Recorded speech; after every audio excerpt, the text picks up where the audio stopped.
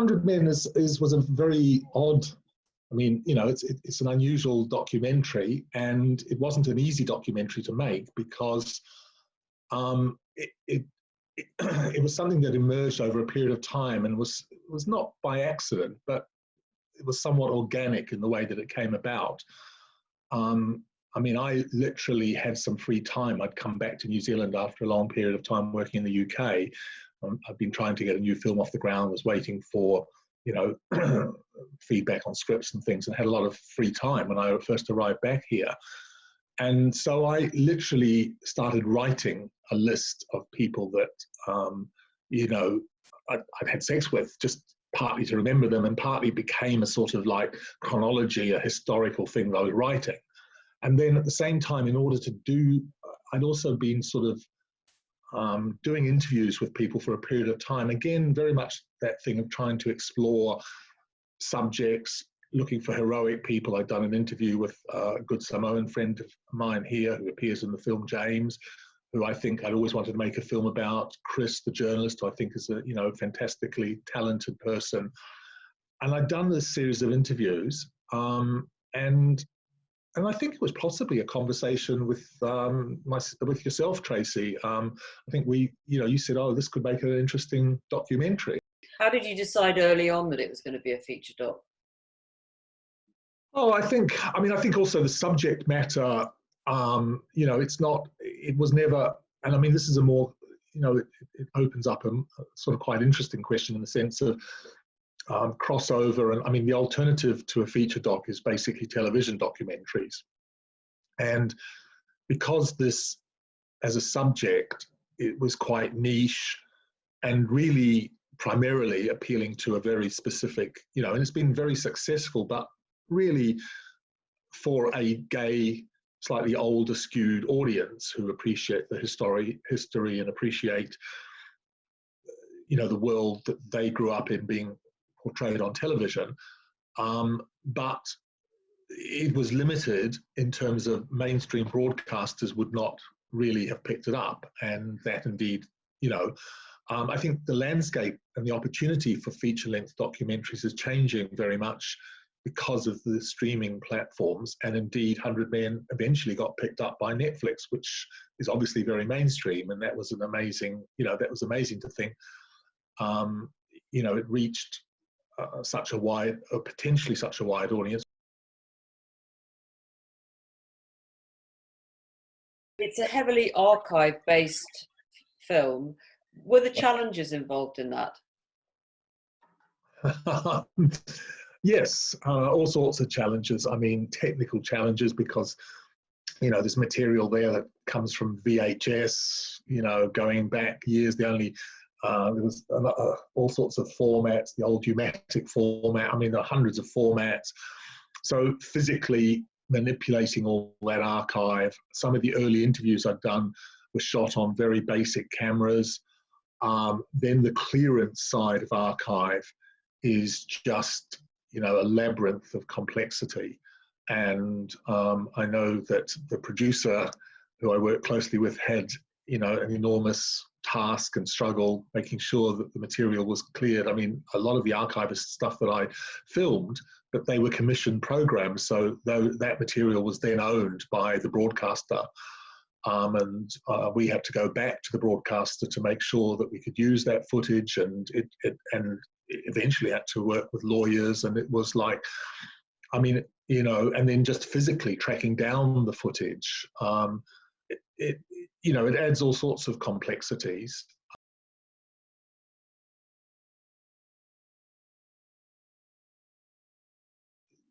Editors and documentaries are absolutely key. I mean, in drama, the story is obviously worked out in the script, whereas in a documentary, often the stories have to, you know, emerge from what you film because there's an element of reality.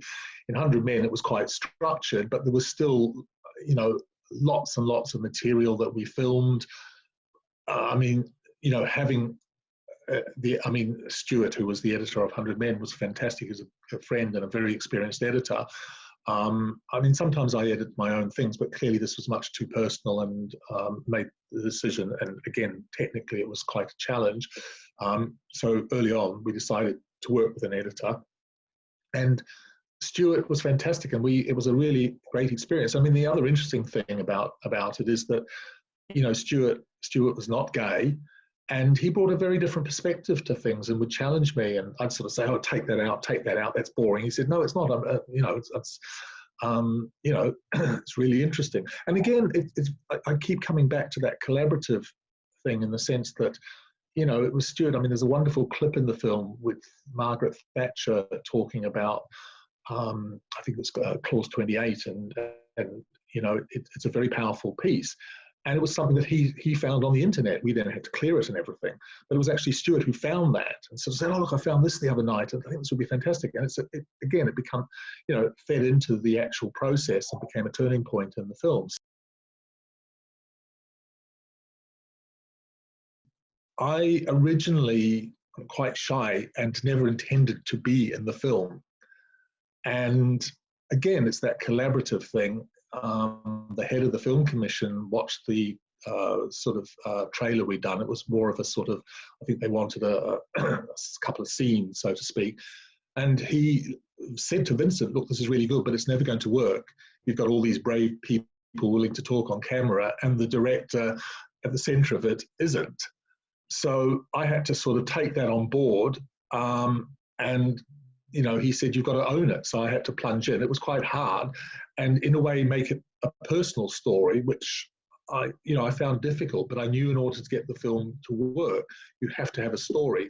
And the only thing, it was originally designed to just be a history with a chronological countdown, but that would have had no emotion in it. So I had to, I guess, open up a bit and make it personal in terms of trying to, you know, explore a love story and my own feelings in relationship to my own, I guess, journey.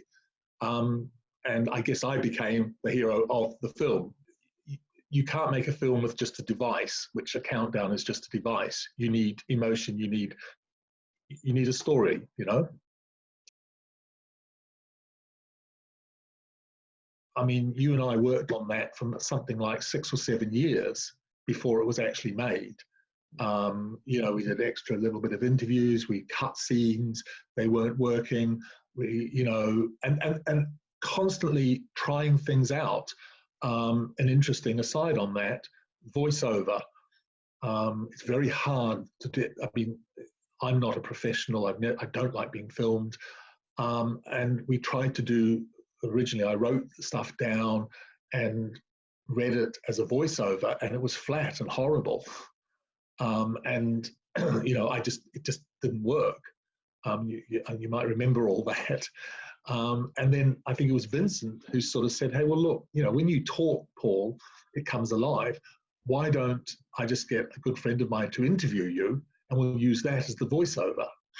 And that's how we did it. And I then spent a long period of time with, I can't remember her name now, I should know it, sorry. And, you know, she did a whole series of interviews based on what I'd written down. And that became the voiceover for the film, which was more natural.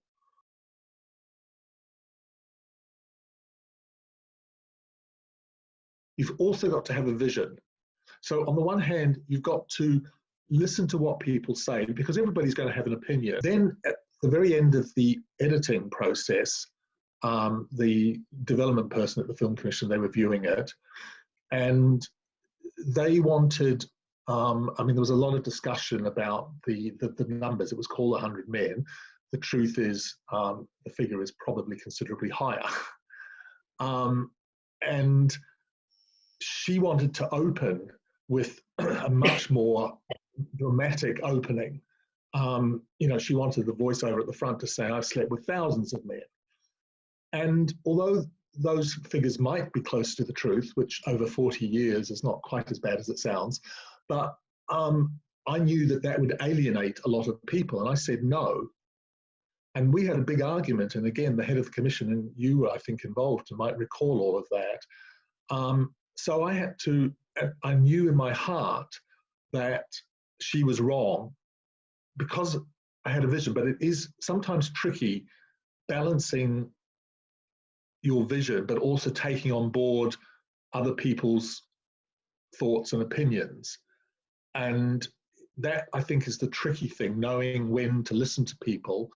And the only answer to that is to have a clear idea of what you're trying, where you're heading and why you're doing it. And then if what they're saying is going to help that, you think then it's right. And if you know that what they're saying is not going to take you towards where you want to head, then they're probably wrong.